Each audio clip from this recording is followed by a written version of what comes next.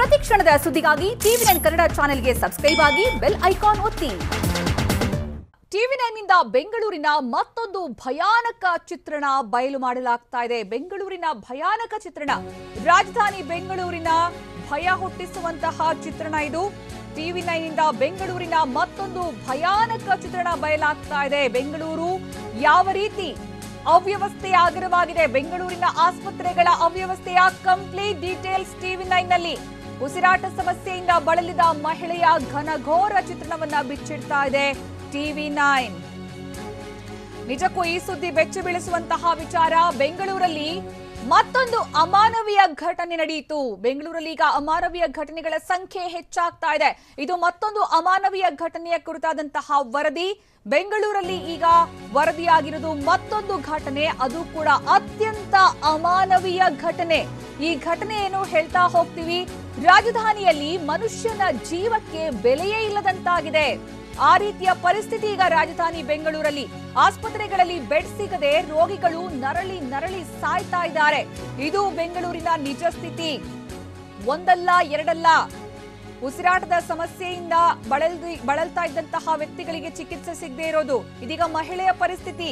ಒಂದಲ್ಲ ಎರಡಲ್ಲ 12 ಆಸ್ಪತ್ರೆ ಸುತ್ತಿದ್ರೂ ಕೂಡ ಪ್ರಾಣ ಉಳಿಲೇ ಇಲ್ಲ. ಪತ್ನಿಯನ್ನ ಉಳಿಸಿಕೊಳ್ಳೋದಕ್ಕೆ ಆ ವ್ಯಕ್ತಿ ಪಟ್ಟಂತಹ ಕಷ್ಟ ಇದೆಯಲ್ಲ, ಅದು ಯಾರಿಗೂ ಬೇಡ. ಒಂದು ಕಡೆ ಬೆಡ್ ಇಲ್ಲ, ಮತ್ತೊಂದು ಕಡೆ ಟೆಸ್ಟ್ ಮಾಡಿಸುವಂತೆ ಸಬೂಬು, ಕೋವಿಡ್ ಟೆಸ್ಟ್ ಮಾಡಿಸ್ಕೊಂಡ್ ಬನ್ನಿ ಅನ್ನುವಂತಹ ನೆಪ. ನರಳಿ ಪ್ರಾಣ ಬಿಟ್ಟರು ಉಸಿರಾಟದ ತೊಂದರೆಯಿಂದ ಬಳಲ್ತಾ ಇದ್ದಂತಹ ಮಹಿಳೆ. ನಿಜಕ್ಕೂ ಕೂಡ ಬೆಚ್ಚಿ ಬೀಳುವಂತಹ ಘಟನೆ ಇದು. ನಾಗರಿಕ ಸಮಾಜ ತಲೆ ತಗ್ಗಿಸುವಂತಹ ಘಟನೆ. ಯಾಕಂದ್ರೆ ಇಂತಹ ಮುಂದುವರಿದ ಪ್ರದೇಶ ಬೆಂಗಳೂರು, ರಾಜಧಾನಿಯಲ್ಲಿ ಈ ರೀತಿಯ ಒಂದು ಪರಿಸ್ಥಿತಿ ಆದ್ರೆ ಇನ್ನುಳಿದ ಊರುಗಳ ಕಥೆ ಏನು ಹಾಗಾದ್ರೆ? ಆಸ್ಪತ್ರೆಗಳ ನಿರ್ಲಕ್ಷ್ಯಕ್ಕೆ ಬಿನ್ನಿಪೇಟೆಯ ನಿವಾಸಿ 50 ವರ್ಷದ ಮಹಿಳೆ ಬಲಿಯಾಗಿದ್ದಾರೆ. ಪತ್ನಿಯ ಜೀವ ಉಳಿಸಿಕೊಡೋದಿಕ್ಕೆ ಸುಮಾರು 12 ಆಸ್ಪತ್ರೆಗಳನ್ನ ಸುತ್ತಾಡಿದ್ದಾರೆ ಪತಿ. ಆದ್ರೂ ಕೂಡ ಬದುಕುಳಿಲೇ ಇಲ್ಲ ಮಹಿಳೆ. ನಿಜಕ್ಕೂ ಕೂಡ ಅಮಾನವೀಯ ಘಟನೆ ಇದು. 50 ವರ್ಷದ ಮಹಿಳೆ, ಸಾಯುವಂತಹ ವಯಸ್ಸು ಖಂಡಿತವಾಗ್ಲೂ ಅಲ್ಲ. ಅಷ್ಟಕ್ಕೂ ಆಕೆಗೆ ಬಂದಿದ್ದು ಕೊರೋನಾ ಸೋಂಕು. ಕೊರೋನಾ ಸೋಂಕಿನಿಂದ ಎಷ್ಟೋ ಜನ ಗುಣಮುಖರಾಗ್ತಾ ಇದ್ದಾರೆ. ಚಿಕಿತ್ಸೆ ಸರಿಯಾದ ಸಮಯಕ್ಕೆ ಸಿಕ್ಕಿದಾಗ, ಸರಿಯಾದ ಸಮಯಕ್ಕೆ ವೈದ್ಯರು ಅವ್ರನ್ನ ಗಮನಿಸಿದಾಗ. ಆದ್ರೆ ಈ ಮಹಿಳೆ 12 ಆಸ್ಪತ್ರೆಗಳನ್ನ ಸುತ್ತಿಯಾಗಿದೆ. ಈಕೆಯನ್ನ ಕರ್ಕೊಂಡು ಈಕೆಯ ಪತಿ 12 ಆಸ್ಪತ್ರೆಗಳನ್ನ ಸುತ್ತಿದ್ದಾರೆ. ಆದ್ರೆ ಕೊನೆಗೂ ಕೂಡ ಜೀವ ಉಳಿಸೋದಿಕ್ಕೆ ಸಾಧ್ಯನೇ ಆಗಿಲ್ಲ.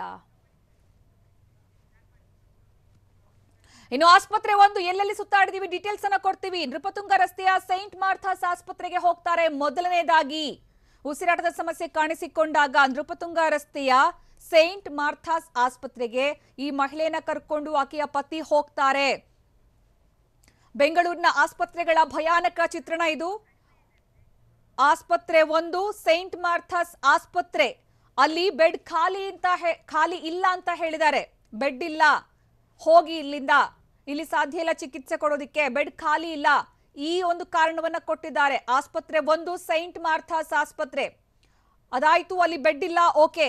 ಡಾಕ್ಟರ್ ರಾಜ್ಕುಮಾರ್ ರಸ್ತೆಗೆ ತೆರಳಿದ್ದಾರೆ. ಆಸ್ಪತ್ರೆ 2 ಕಣ್ವ ಆಸ್ಪತ್ರೆ. ಓಕೆ, ಅಲ್ಲಿ ಆದ್ರೂ ಬೆಡ್ ಖಾಲಿ ಇರಬಹುದು. ನೃಪತುಂಗ ರಸ್ತೆಯಿಂದ ಡಾಕ್ಟರ್ ರಾಜ್ಕುಮಾರ್ ರಸ್ತೆಯಲ್ಲಿರುವಂತಹ ಕಣ್ವ ಆಸ್ಪತ್ರೆಗೆ ಬರ್ತಾರೆ. ಕಣ್ವ ಆಸ್ಪತ್ರೆಯವರು ಕೋವಿಡ್ ಟೆಸ್ಟ್ ಆಗಿಲ್ಲ ಅಂತ ಹೇಳಿ ವಾಪಸ್ ಕಳುಹಿಸಿದ್ದಾರೆ. 2ನೇ ಆಸ್ಪತ್ರೆ ಇದು. ಇವರು ಅಲ್ದಾಡಿರುವಂತಹ ಕತೆ ಹೇಳ್ತೀವಿ ಕೇಳಿ ಇಲ್ಲಿ. ಕಣ್ವ ಆಸ್ಪತ್ರೆಯವರು ಕೂಡ ವಾಪಸ್ ಕಳುಹಿಸ್ತಾರೆ, ಕೋವಿಡ್ ಟೆಸ್ಟ್ ಆಗಿಲ್ಲ ಅಂತ. ಮೊದಲ ಆಸ್ಪತ್ರೆಯವರು ಬೆಡ್ ಖಾಲಿ ಇಲ್ಲ ಅಂತ ಕಳಿಸಿರ್ತಾರೆ ಸೈಂಟ್ ಮಾರ್ಥಾಸ್. ಕಣ್ವ ಆಸ್ಪತ್ರೆಯವರು ಕೋವಿಡ್ ಟೆಸ್ಟ್ ಆಗಿಲ್ಲ ಅಂತ ವಾಪಸ್ ಕಳುಹಿಸ್ತಾರೆ. ಇನ್ನು 3ನೇ ಆಸ್ಪತ್ರೆಗೆ ಹೋಗ್ತಾರೆ. ಅಲ್ಲೇ ಡಾಕ್ಟರ್ ರಾಜ್ಕುಮಾರ್ ರಸ್ತೆಯಲ್ಲಿರುವಂತಹ ಸುಗುಣ ಆಸ್ಪತ್ರೆಗೆ ಬರ್ತಾರೆ. ಅಲ್ಲೇ ಪಕ್ಕದಲ್ಲಿರುವಂತಹ ಆಸ್ಪತ್ರೆ ಸುಗುಣ ಆಸ್ಪತ್ರೆಗೆ ಬರ್ತಾರೆ. ಡಾಕ್ಟರ್ ರಾಜ್ಕುಮಾರ್ ರಸ್ತೆಯಲ್ಲಿ ಸುಗುಣ ಆಸ್ಪತ್ರೆಯವರು ಕೂಡ ಏನ್ ಹೇಳ್ತಾರೆ, ಇಲ್ಲ ನೀವು ಕೋವಿಡ್ ಟೆಸ್ಟ್ ಮಾಡಿಸ್ಕೊಂಡು ಬನ್ನಿ, ಉಸಿರಾಟದ ಸಮಸ್ಯೆಯಿಂದ ಬಳಲ್ತಾ ಇದ್ದಾರೆ ಮಹಿಳೆ, ಆದ್ರೆ ಕೋವಿಡ್ ಟೆಸ್ಟ್ ಮಾಡಿಸ್ಕೊಂಡ್ ಬನ್ನಿ, ಚಿಕಿತ್ಸೆ ಕೊಡೋದಕ್ಕೆ ಸಾಧ್ಯ ಆಗೋದಿಲ್ಲ, ಆಸ್ಪತ್ರೆಯಿಂದ ಮತ್ತೆ ನಿರಾಕರಿಸಲಾಗುತ್ತೆ. 4ನೇ ಆಸ್ಪತ್ರೆ, ಅಲ್ಲಿಂದ ವಿವಿ ಪುರಂ ಬಳಿ ಇರುವಂತಹ ಕಿಮ್ಸ್ ಆಸ್ಪತ್ರೆಗೆ ಹೋಗ್ತಾರೆ. ದೊಡ್ಡ ಆಸ್ಪತ್ರೆ, ಚಿಕಿತ್ಸೆ ಕೊಡಬಹುದು, ಖಂಡಿತವಾಗ್ಲೂ ಕೂಡ ಪ್ರಾಣ ಉಳಿಬಹುದು ಅಂತ ವಿವಿ ಪುರಂ ಬಳಿ ಇರುವಂತಹ ಕಿಮ್ಸ್ ಆಸ್ಪತ್ರೆಗೆ ಹೋಗ್ತಾರೆ. ಕಿಮ್ಸ್ ಆಸ್ಪತ್ರೆಯವರು ಮತ್ತೆ ಬೆಡ್ ಖಾಲಿ ಇಲ್ಲ ಅನ್ನುವಂತಹ ಕಾರಣವನ್ನೇ ಕೊಡ್ತಾರೆ. ಸೈಂಟ್ ಮಾರ್ಥಾಸ್ ಆಸ್ಪತ್ರೆಯವರು ಕೊಟ್ಟಂತಹ ಕಾರಣ ಕಿಮ್ಸ್ ಆಸ್ಪತ್ರೆಯವರು ಕೊಡ್ತಾರೆ. ವಿಕ್ಟೋರಿಯಾಗೆ ಹೋಗಿ, ಇಲ್ಲಿ ಬೆಡ್ ಖಾಲಿ ಇಲ್ಲ, ಅವ್ರನ್ನ ಕಳುಹಿಸಲಾಗುತ್ತೆ. ನಂತರ ಅಲ್ಲಿಂದ 5ನೇ ಆಸ್ಪತ್ರೆ KR ಮಾರ್ಕೆಟ್ ನಲ್ಲಿರುವಂತಹ ವಿಕ್ಟೋರಿಯಾ ಆಸ್ಪತ್ರೆಗೆ ಬರ್ತಾರೆ. ಕೋವಿಡ್ ಪೇಷಂಟ್ಗಳಿಗೆ ಹೆಚ್ಚಿನ ಒಂದು ಬೆಡ್ ನಿಗದಿ ಮಾಡಲಾಗಿದೆ. ಇಲ್ಲಿ ಚಿಕಿತ್ಸೆ ಕೊಡೋರು ಎಕ್ಸ್ಪರ್ಟ್ಗಳಿದ್ದಾರೆ. ಇಲ್ಲಿ ಖಂಡಿತವಾಗ್ಲೂ ಜೀವ ಉಳಿಯುತ್ತೆ, ಆಸ್ಪತ್ರೆಗೆ ಸೇರಿಸ್ಕೋತಾರೆ ಅಟ್ಲೀಸ್ಟ್ ಈ ಒಂದು ನಿರೀಕ್ಷೆಯಲ್ಲಿ 5ನೇ ಆಸ್ಪತ್ರೆ ವಿಕ್ಟೋರಿಯಾ ಆಸ್ಪತ್ರೆ, KR ಮಾರ್ಕೆಟ್ ನಲ್ಲಿರುವಂತಹ ವಿಕ್ಟೋರಿಯಾ ಆಸ್ಪತ್ರೆ ಕರ್ಕೊಂಡು ಬರ್ತಾರೆ ಇವರ ಪತಿ. ವಿಕ್ಟೋರಿಯಾ ಆಸ್ಪತ್ರೆಯವರು ನಿಮ್ ಪತ್ನಿ ಏನೂ ಆಗಿಲ್ಲ ಅನ್ನುವಂತಹ ಮಾತನ್ನ ಹೇಳಿದ್ದಾರೆ.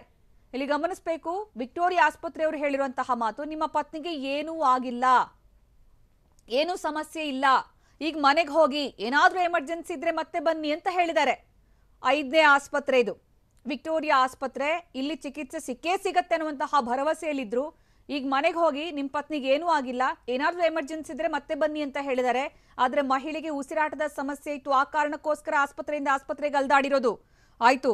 ಅಲ್ಲಿಂದ ಮತ್ತೆ ಉಸಿರಾಟ ಸಮಸ್ಯೆ ಇದೆ ಅಂತ ವಿಕ್ಟೋರಿಯಾ ಆಸ್ಪತ್ರೆಯಲ್ಲಿ ಸಾಧ್ಯ ಆಗಿಲ್ಲ, ಆಶೀರ್ವಾದ ಆಸ್ಪತ್ರೆಗೆ ಹೋಗಿದ್ದಾರೆ. 6ನೇ ಆಸ್ಪತ್ರೆ ಇದು.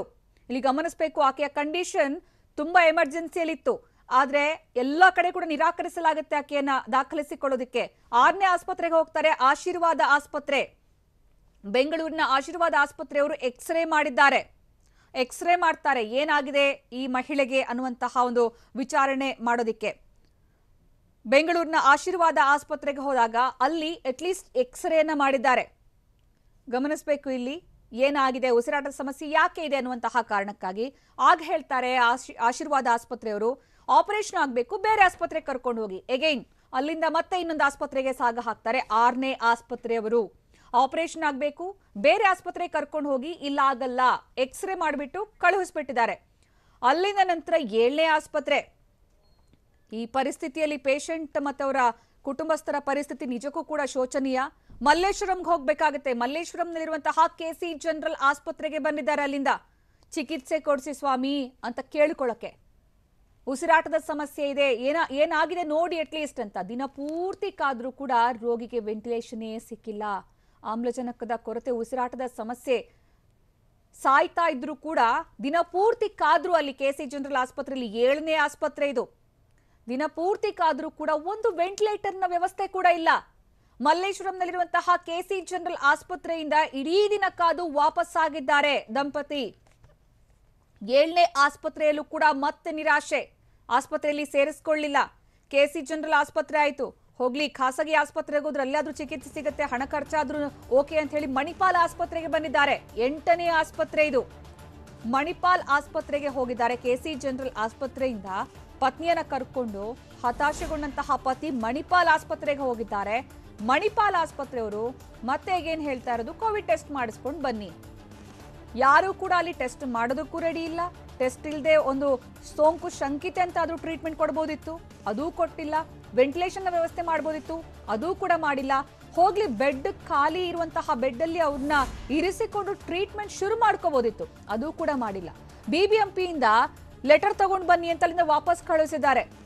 ಕೋವಿಡ್ ಟೆಸ್ಟ್ ಮಾಡಿಸ್ಕೊಂಡ್ ಬನ್ನಿ ಅಂತ ಹೇಳಿ BBMPಯಿಂದ ಲೆಟರ್ ತಗೊಂಡ್ಬನ್ನಿ, ಆಮೇಲೆ ಟ್ರೀಟ್ಮೆಂಟ್ ಕೊಡ್ತೀವಿ ಅಂತ ವಾಪಸ್ ಕಳುಹಿಸಿದ್ದಾರೆ. ಇಲ್ಲಿಂದ ಮಣಿಪಾಲ್ ಆಸ್ಪತ್ರೆಯಿಂದ ಆಸ್ಪತ್ರೆ ನಂಬರ್ 8ನೇ ಆಸ್ಪತ್ರೆ ಸುತ್ತಿದ್ರು ಪತಿ ಮತ್ತೆ ಪತ್ನಿ.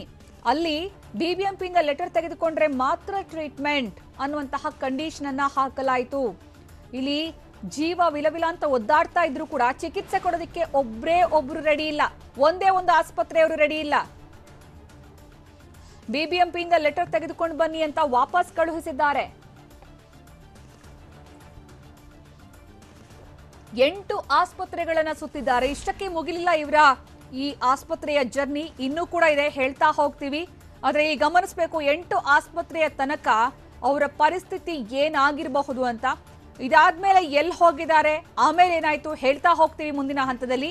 ಈಗ ಅವರ ಪತಿ, ಈ ಮಹಿಳೆ ಚಿಕಿತ್ಸೆ ಸಿಗದೆ ಅಲ್ದಾಡಿ ಪ್ರಾಣ ಬಿಟ್ರಲ್ಲ, ಆಕೆಯ ಪತಿ ಆ ನೋವಿನ ಒಂದು ಸಿಚುವೇಶನ್, ಆ ನೋವಿನ ಒಂದು ಸನ್ನಿವೇಶವನ್ನ ವಿವರಿಸಿದ್ದಾರೆ ತಮ್ಮ ದುಃಖದ ಮಾತುಗಳಲ್ಲಿ. ಒಂದ್ಸರಿ ಅದನ್ನ ಕೇಳ್ಕೊಂಬರೋಣ. ಆವಾಗ ಅವ್ರಿಗೆ ಇದು ಸ್ವಲ್ಪ ಮನೆಯೆಲ್ಲ ಕ್ಲೀನ್ ಮಾಡ್ತಾ ಇದ್ರು. ಅಲರ್ಜಿ ತರ ವೀಸಿಂಗ್ ಪ್ರಾಬ್ಲಮ್ ಬಂದ್ಬಿಡ್ತು 2 ದಿನ. ಈ 2 ದಿನ ನಾವು ಬೇರೆ ಇಲ್ಲಿ ಲೋಕಲ್ ಹಾಸ್ಪಿಟಲ್ ನೋಡಿದ್ದು. ಅದು ನಿನ್ನೆ ಸ್ವಲ್ಪ ಜಾಸ್ತಿ ಆಗೈತಿ ಬೆಳಗ್ಗೆನೆ. ನಾವು ಏನ್ ಮಾಡೋಣ, ಇದು ಮಾತಾಡ್ಸ್ ಹೋಗಿದ್ದೀವಿ. ಮಾತಾಡ್ಸ್ ಅಲ್ಲಿ ನಾವು ನೋಡಲ್ಲ, ಇಲ್ಲಿ ಬೆಡ್ ಎಲ್ಲ ಹಾಕ್ಬಿಟ್ಟು ಬೇರೆ ಕಡೆ ಎಲ್ಲ ಹೋಗಿ ಅಂತ ಕಳಿಸಿದ್ರು. ಯಾವ ಹಾಸ್ಪಿಟಲ್ ಸರ್? ಮಾತಾಸ್ ಮಾರ್ಥಾಸ್. ಆಮೇಲೆ ಅಲ್ಲಿ ಅವ್ರಿಗೆ ಅವಾಗಲೇ ಬ್ರೀತಿಂಗ್ ಜಾಸ್ತಿ ಆಗ್ತಾ ಇತ್ತು, ಅವ್ರಿಗೆ ಉಸಿರಾಟ ಹಾ ತೊಂದ್ರೆ. ಅದನ್ನ ನೋಡ್ಬಿಟ್ಟು ಅವ್ರು ತಗೊಳಲ್ಲ ಅಂದ್ಬಿಟ್ರು. ಇಲ್ಲಿ ಬೆಡ್ ಇಲ್ಲ, ಇದ್ರೆ ಎಲ್ಲಾದ್ರೂ ಹೋಗಿ ನೀವೆಲ್ಲ ಕೊರೋನಾ ಟೆಸ್ಟ್ ಮಾಡ್ಕೊಂಡು ಬನ್ನಿ, ಕೊರೋನಾ ಇದ್ರೆ ನಿಮ್ಗೆ ಏನಾದ್ರು ನೋಡ್ತೀವಿ ನಾವು ಅಂತಾರೆ. ಅಲ್ಲಿಂದ ಸುಗುಣ ಬಂದಿದ್ದೀವಿ.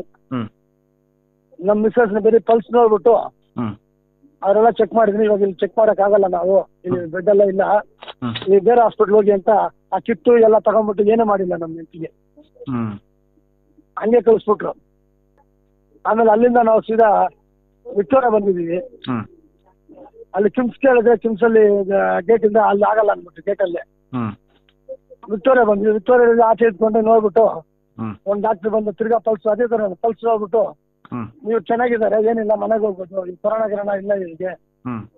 ಅಲ್ಲಿಂದ ಬೇರೆ ಒಂದು ಚಿಕ್ಕದ ಹಾಸ್ಪಿಟಲ್ ಬಂದಿದ್ದು. ಅವ್ರ ಎಮರ್ಜೆನ್ಸಿಯಲ್ಲಿ ಸ್ವಲ್ಪ ಅದೇನೋ ಸ್ಟ್ರೆಂತ್ ಇಲ್ಲ ಅಂದ್ಬಿಟ್ಟು ಇಂಜೆಕ್ಷನ್ ಎಲ್ಲ ಏನೇನು ಹಾಕ್ಬಿಟ್ಟು ಅವರು 2,000 ಬಿಲ್ ಮಾಡಿದ್ರು. ಮನೆ ಕರ್ಕೊಂಬಂದ್ರೆ ತಿರ್ಗಾ ಪ್ರಾಬ್ಲಮ್, ಉಸಿರಾಟ ಜಾಸ್ತಿ ಆಯ್ತು. ಇಲ್ಲಿಂದ ನಾವು ಬಂಡೋಟಿ ಸರ್ಕಾರದ ಆಶೀರ್ವಾದ ಅಂತ ನರ್ಸಿಂಗ್ ಹೋಗಿದ್ದೆ. ಅಲ್ಲಿ ಹೋಗಿ ನೋಡಿದ್ರೆ ಅವರು ಬರೀ ಆಕ್ಸಿಜನ್ ಮಾಡಿದ್ರು. ಅವರೆಲ್ಲ ಕರೆಕ್ಟಾಗಿ ಹೇಳಿದ್ರು. ಅವರು ಎಕ್ಸ್ರೇ ತೆಗೆದ್ಬಿಟ್ಟು ಇದು ಬಂದ್ಬಿಟ್ಟು ಲೆನ್ಸಲ್ಲಿ ಬಂದ್ಬಿಟ್ಟು ಕಫ ಕಟ್ಬಿಟ್ಟಿದೆ, ಇದು ನಮ್ಮ ಕೈನಲ್ಲಿ ಆಗಲ್ಲ, ನೀವು ವೆಂಟಿಲೇಷನ್ ಮಾಡಿರ್ಬೇಕು. ವೆಂಟಿಲೇಷನ್ ಎಲ್ಲಿದೆ ಅಲ್ಲಿ ಹೋಗಿ ನೀವು ಮಾಡ್ಕೊಳ್ಳಿ, ಇಲ್ಲಿ ಆಗಲ್ಲ, ಇದು ಆಮೇಲೆ ಕಡಿಮೆ ಆಗ್ತದೆ ಆಕ್ಸಿಜನ್ ಅವ್ರಿಗೆ, ಅದು ಸಾಲಲ್ಲ ಅಂತ ಅವ್ರು ಹೇಳಿದ್ರು. ಆಮೇಲೆ ಬೇರೆ ನಮ್ಮ ಫ್ರೆಂಡ್ ಇಬ್ರು ಹೇಳಿದ್ರು, ಇದಕ್ಕೆ ಹೋಗ್ಬಿಡೋಣ KG ಜನರಲ್ ಹಾಸ್ಪಿಟ್ಲ್ ಅಂತ. ಅಲ್ಲಿ ಹೋದ್ರೆ ನಾನು ಸೇರ್ಸಲ್ಲ, ಮಾಡಲ್ಲ, ಬೆಡ್ಡಿಲ್ಲ ಅಂದ್ರು. ಆಮೇಲೆ ಬೇರೆ ಯಾರೋ ಒಂದಿಬ್ರು ಬಂದು ರೆಕಮೆಂಡ್ ಮಾಡಿದ್ದಕ್ಕೆ ಸೇರ್ಸ್ಕೊಳ್ತೀನಿ, ಒಂದು ಅರ್ಧ ಗಂಟೆ 1 ಅವರ್ ಇಡ್ತೀನಿ ಅಷ್ಟೇ ಅಂದ್ರು. ನಮ್ಮಲ್ಲಿ ಏನಿಲ್ಲ, ವೆಂಟಿಲೇಷನ್ ಇಲ್ಲ, ಏನಿಲ್ಲ, ಆಕ್ಸಿಜನ್ ಮಾತ್ರ ಕೊಡ್ತೀನಿ ಅಂತ. ಆವಾಗಲೇ ಪೇಷಂಟು ಸ್ವಲ್ಪ ಸೀರಿಯಸ್ ಆಗಿಬಿಟ್ರು. ನಾವು ಮತ್ತೆ ಮಣಿಪಾಲ್ ಕೇಳಿದ್ವಿ, ಅಲ್ಲಿ ಮಲ್ಲೇಶ್ವರಮಲ್ಲಿ ಅಲ್ಲಿ KG ಜನರಲ್ ಹಾಸ್ಪಿಟ್ಲ್ ಇದ್ದಿದ್ದು. ಅಲ್ಲಿ ಟೈಮ್ ಆಗ್ತಾ ಅವ್ರೇನ್ ಮಾಡ್ಬಿಟ್ರು ಡಾಕ್ಟ್ರು, ಇಲ್ಲ ನೀವು ಇಷ್ಟೊತ್ತಾಯ್ತು ನೀವು ಹೋಗಿ ಅಂದ್ಬಿಟ್ಟು ಆಕ್ಸಿಜನ್ ಕಿತ್ಬಿಟ್ಟು ಕಳಿಸ್ಬಿಟ್ರು ಪೇಷಂಟ್ಗೆ. ಆಕ್ಸಿಜನ್ ಕಿತ್ತು ಕಳಿಸಿದ್ಮೇಲೆ ಪೇಷಂಟ್ ತುಂಬಾ ಉಸಿರಾಟ ಜಾಸ್ತಿ ಆಯ್ತು. ಅವರು ಆಕ್ಸಿಜನ್ ಇಲ್ದಿರೋ ವಾಟಲ್ಲಿ ಹಾಕ್ಬಿಟ್ರು. ನಾನು ಕೇಳಿದ್ದಕ್ಕೆ ಅವರು ಇಷ್ಟೇ ಇರೋದು, ನೀನೇನು ಒಂದು ಅರ್ಧ ಅವರ್ಗೆ 1 ಅವರ್ ಮಾಡಿದ್ಯಾ ನೀನು, ಬರೋ ಪೇಷಂಟ್ ಅಲ್ಲಿ ನಾನೇನ್ ಮಾಡಿದ್ರು, ನನ್ನ ಹತ್ರ ಇದೇ ಇರೋದು ಆಕ್ಸಿಜನ್ ಕೊಡೋದು, ನೀನ್ ಎಲ್ಲೋಗಿ ಏನ್ ಮಾಡ್ತೀವಿ ಮಾಡ್ಕೊ ಅಂದ್ರು.